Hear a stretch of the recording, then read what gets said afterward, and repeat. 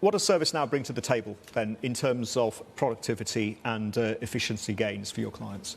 So if you think what we do, we're enabling people to get work done in a much more efficient way. So most people don't really have visibility into how they're doing work. What we allow people to do is take a workflow, digitize that workflow, and then be able to optimize that workflow. And what we've seen now is the use of artificial intelligence to actually enhance those workflows is giving people even bigger productivity gains. So we've been on a journey for almost 7 years around building different artificial intelligence components to make work easier for people. And that could be anything from pure machine learning to virtual agents to robotic process automation.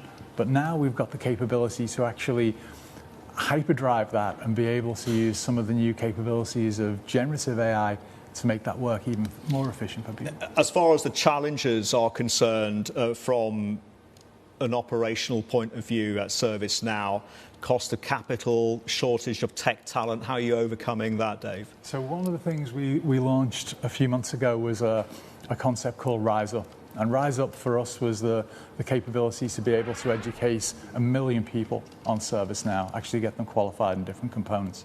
What we're doing with part of the launch of this Innovation Center is we're actually teaming up with NTUC to use some of those credits to enable people to get qualified, get up to speed on ServiceNow. So that's another great program that we've got. And I think that's... So government really needs to be on board, and they are on board in Singapore. But can you say the same for other jurisdictions that you operate in? Yeah, we see it across the board. We see this interest in people wanting to reskill in different ways, people starting to understand different opportunities. And there has been a skill shortage in ServiceNow. So this was something we wanted to do to address it.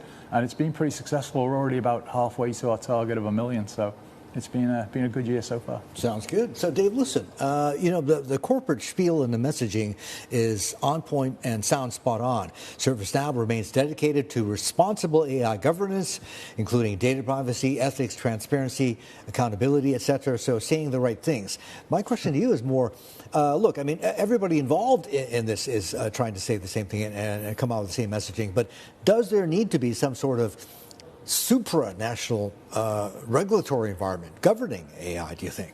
So I don't know whether it's got to be done at a super governance level. Yeah. What we're trying to do, and this is why we announced this partnership with NVIDIA and Accenture, is to be able to build large language models that are dedicated around specific industries that allow people to use the data that they want to be able to populate those models, as opposed to necessarily using just generic models. So this allows us to be a lot more focused. It cuts down on these concepts like hallucinations that you get in the world of AI. Yeah. But it means we can actually work with a set of lighthouse customers to come up with very specific use cases. I'm a firm believer that just putting an AI platform out there doesn't achieve anything. It has to be purposeful AI, and being able to define some of those use cases and start people on that journey is going to make it so much more effective.